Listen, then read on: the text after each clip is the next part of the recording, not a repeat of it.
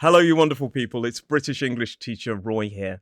Now, some of my students, they ask me about passive-aggressive behaviour in British culture, and they ask, are British people passive-aggressive? And the truth is, well, the simple answer is yes. Sometimes, some people are, from time to time, when they choose to be. But I don't think the answer is as simple as that. And in my opinion, British English that can often sound passive-aggressive even when it isn't meant to be. Now, as I say, it's not to say that people can't be or aren't passive-aggressive from time to time, and I'm going to dedicate a whole future lesson to talking about passive aggression in British English. But in this lesson, we're going to focus on why British English can sound passive-aggressive, but often isn't. And remember, if you want to learn even more about this lesson, there is a free PDF that you can download in the description below. And please don't forget to like and hype this video as it helps other learners to watch this lesson as well. But as I say, hello you wonderful people and welcome to English Right Now. My name is British English teacher Roy and I've been a teacher of English for nearly 16 years. And over that time, I've helped thousands of learners just like you understanding British English, idioms, slang, pronunciation in a modern British RP accent, and also talking about British culture. And in this lesson, that is going to be the focus, British culture. We're going to talk about passive aggression, but rather why sometimes British English can sound passive aggressive, but it actually isn't. Now, I've talked a lot about the culture of saving face and the politeness theory using negative politeness, but a lot of social anthropologists like Kate Fox explain that English communication is based around or built around one main goal, and that is avoiding embarrassment. It's more important than maybe honesty, more important than clarity, and often more than emotional expression. The underpinning idea of British culture is about avoiding embarrassment for yourself or embarrassing others, which may in turn make us look impolite. So in British culture, face saving, this idea of reputation saving, is more important than saying exactly what you mean. Now, of course, we must acknowledge that not everybody is the same. And of course, there are differing levels of indirectness throughout the country. But in general, the concept of politeness in British culture is based on indirectness and not embarrassing the other person and not putting them on the spot or imposing upon them. So instead of direct language, we often get indirect phrasing. We get a softened tone. We get this idea of understatement using words like a bit and a little. And we also get a level of emotional distance.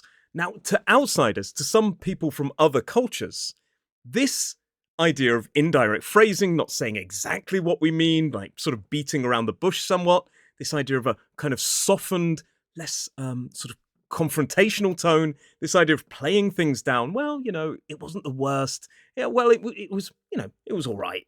And this emotional distance can actually sound like passive-aggressive behavior. But most of the time, it's actually a sort of defensive politeness. These strategies are designed to protect yourself and other people from embarrassment. It's this idea of saving face. So why could this all sound quite passive-aggressive? Well, cultures, of course, are different. And that's not to say that one culture is better than the other or one culture is right and one culture is wrong. They all have different values and they respect different things in terms of communication. In many cultures, clarity equals respect and honesty equals trust. But in British culture, clarity could feel confrontational if we say exactly what we mean. And again, with honesty, it could feel risky. That's not to say we're never clear and we're never honest. And sometimes we become incredibly direct. For example, in an emergency, I'm not going to say, there might be a little problem if the house is burning down, or if I'm speaking with my very, very close friends, then honesty and clarity are much more a part of our communication. And it's interesting because when I talk about my friends, we often resort to a form of humor, humorous conversation called banter, which often uses sarcasm. And for some people on the outside of that kind of social circle, it could potentially sound quite rude, which is really intriguing. But I've talked about this before, the idea that British people become very direct with people that they really trust. And in some ways, the more we tease you, the more we actually like you. or the more we feel comfortable around you. But in general, when we're dealing with people that we either don't know or we're kind of just getting to know, British culture often prefers vagueness instead of precision, or implication instead of statements. So I'd rather imply a meaning so you could infer it rather than use a direct statement. And what's arguably the most important thing is tone of voice. Tone is far more important than the words we say, which is actually really, really confusing, but we will get into that. For example, if I say, interesting, it could mean a variety of different things. We're going to talk about this in a moment. But if I don't show much enthusiasm and I say, interesting, you may have to infer from that I actually didn't like it or I'm not interested at all, which sounds really counterintuitive because I'm using a really positive word, interesting, but I'm trying to show you that I'm not actually interested. It's more about my tone of voice than it is about the actual word we're using. And the simple truth here is I'm using a polite word because I don't want to create tension, which ironically could indirectly create tension down the line if you don't understand that I'm not trying to create tension in the first place. You may think that I'm lying or being dishonest when I'm simply adhering to British politeness strategies. And I think the most important thing to understand is in British English, the same phrase can have many different intentions, and it all depends on your tone of voice. So let's have a look at some common examples, and we're going to break them down properly. First of all, that's interesting. This phrase, that's interesting, can cause so much confusion. So here are three possibilities. If it's quite neutral or quite polite, and the tone is kind of light, and maybe it's even going up, it shows that I'm genuinely interested. For example, oh, that's interesting. And especially if I throw in a word like really, oh, that's really interesting. I'm showing genuine interest. It means that I am listening. If it's a bit flatter in tone, it's probably more defensive and distancing. It's showing you that I don't really want to engage emotionally, but I don't also want confrontation. So maybe I'm your boss at work and you tell me about a project idea that you've got, and I don't want to really kind of crush your spirit. Maybe I'll just say something like, oh, okay, that's interesting. This flat tone shows you that I'm not engaging directly, that I'm not really that emotionally engaged in what you're saying, or I'm not really invested in what you're saying. So the difference again is tone. Oh, wow, that's interesting. Or, oh, that's interesting. But let's talk about that third one, and this is passive aggression. That's interesting. Now, look at my facial expressions. It's more of a kind of wry smile. My eyes are closed, and I'm kind of trying to show you that I'm, yeah, great. And you can kind of hear the venom in that voice. I want to show you that I strongly disagree, but I'm not going to say it. That is passive aggression. So, same words, but different intention. The tone and the context really do the work here. But let's look at phrase 2, which again can be very misunderstood. Fair enough. Let's talk about 3 different ways you may hear this used. Again, if it's lighter, it's quite neutral, and it could mean that I accept or I agree, or I have realized that I should agree on a certain point. Like, oh, fair enough. It's almost like, oh, I didn't realize that. Oh, wow, thanks for enlightening me. Again, tone of voice. If I just want to end the conversation, then it could sound a bit more defensive, like, oh, okay, fair enough. Again, there's no real aggression there, but there's no real enthusiasm for life. Tone of voice is everything. But maybe you keep saying the same thing over and over again, and I just think you're a bit of an idiot. And I want to say that I disagree, and I am done with this conversation. In fact, maybe I'm done with speaking to you. I might just say, oh, whatever, fair enough. Fair enough.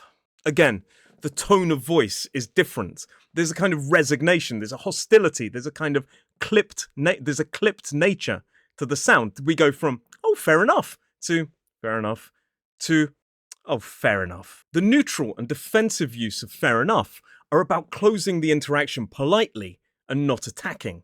But the third one, the passive-aggressive one, could actually really trigger a British person. There is a venom in there. It's clipped. It is discourteous. It's quite curt. It's quite flippant with its remarks. So it's all about the tone of voice and facial expression.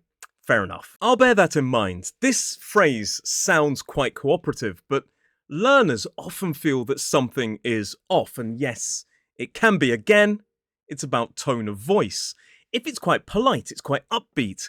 Oh, it could mean like, thank you for your suggestion. Like, oh, I'll bear that in mind. We show genuine enthusiasm. Oh, wow, thanks, I'll bear that in mind. Again, the voice is lighter, but if it's a lot flatter, it probably means something closer to, I won't do that, but I'm being polite. So even though we are trying to indirectly tell you that we don't want to do it, remember that that kind of polite showing enthusiasm and still the flatter tone could be both quite polite. It's more about not hurting your feelings. So if I say, I'll bear it in mind. Again, I showed zero enthusiasm, but I'm saying something polite. But again, if I make it sound more passive aggressive, it could sound more like, I definitely won't do that, and I think it is ridiculous. For example, oh, brilliant. Yeah, well, I'll bear that in mind.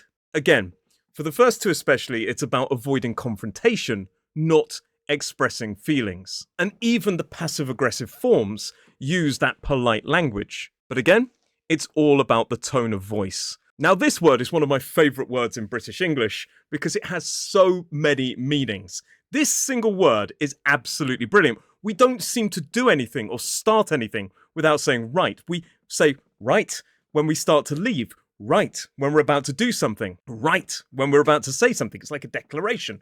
Right, I suppose I better tell you about what happened at work today. Or right, I suppose I better tell you about the word right. If, again, it's quite neutral, it's quite light, it could genuinely mean something closer to okay. Oh, right. Right. Like I'm kind of understanding something, or like I'm taking some information on board, like, oh, right, I didn't realize that. But if it's maybe drawn out, it could be quite defensive, like, right. This is showing that I feel awkward. And under this idea of British politeness, probably if you realize that you should maybe back away to avoid embarrassing me any further. Right.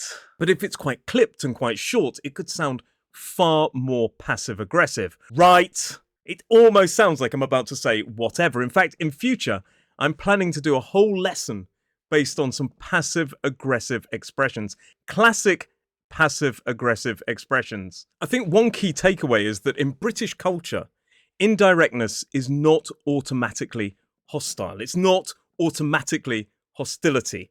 Most of the time, British indirectness is about self-protection, protecting the other person, which in turn is about protecting our own face.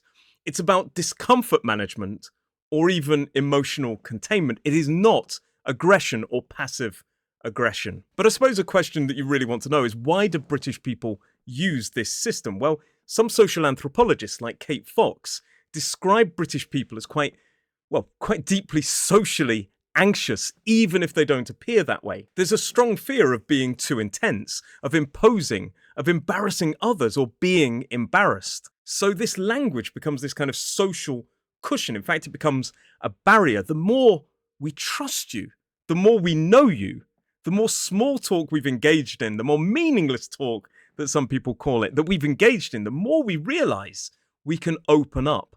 But the less comfortable we feel around you, the more that cushion exists. It's not a weapon. British culture, it's designed, or British English is designed to soften situations, even when clarity would be easier. And that's not to say we're never clear and we're never honest. We are with our friends. We are in stressful or dangerous situations. But I think the main reason that British English and British culture can sound passive aggressive is because it avoids emotional risk, not because it wants to attack. Of course, sometimes people are being passive aggressive, and I will do a lesson about that. Not only passive aggressive speech, but also passive aggressive behaviors. However, most of the time, British people are just trying to stay polite, stay safe, and keep things comfortable. Of course, not everybody's the same, but in general, most people want to be polite. I think a good thing to remember is that British culture, especially when considering politeness, is intrinsically indirect. Of course, not everybody in every situation, but on the whole, we must consider that indirectness through politeness is a kind of system, and passive aggression is more of a symptom. There is usually more of a context as to why a British person is becoming passive aggressive. In most cases, something may have triggered a British person to become passive aggressive. But if you really want to tell the difference between passive aggression and general British indirectness, if you're unsure what's happening, don't focus on the phrase, don't focus on the words. Ask yourself instead, is the behavior consistent over time? Do their actions match their words. If they keep saying, yeah, in a minute, in a minute, in a minute, if they don't show respect, it probably means that they don't have respect. Is there warmth elsewhere? Is there humor? Sometimes our humor can get us into trouble. Sarcasm is an incredibly aggressive form of humor.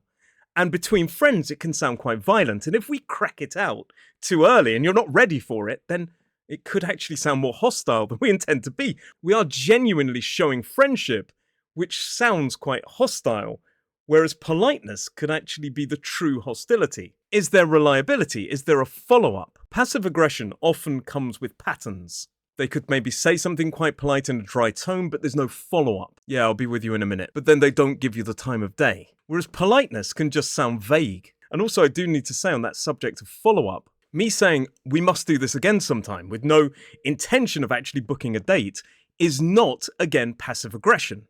It's merely phatic communion. And this idea that I just want to kind of demonstrate that I've enjoyed the exchange, but I'm not ready yet to make a further commitment. If you're living in the UK, I think key points to remember: don't translate British English literally. Don't literally listen to the words. Just because a British person says that something is interesting doesn't mean that they actually find it interesting. And likewise, if they say, oh, it's the worst day of my life, it doesn't necessarily mean it's the worst day of their life. I won the lottery today. Really? How much? £1 million? Worst day of my life. Also, don't assume that words equal intent. More importantly, listen to the tone of voice. And also, even more important than that, watch behavior, not phrasing. And probably the most important thing I could say is give relationships, give friendships a time to unfold. British connection is quite a slow burn. It is not instantaneous. People that I'm friends with in my social circle are people that I've known for quite some time, and we have built connection over time. And that's not to say that you will never make friends in the UK and you'll never have friends. I hear a lot of that from students, because the truth is, if you invest that time and you engage in small talk, you show that you're safe and you build connection over time, you will have a very, very strong friendship and strong connection. Please do remember to like and hype this video. And remember, there is that free PDF that you can use to learn even more. You can find that down in the description. But thank you very much for watching this lesson, and I will see you in the next one.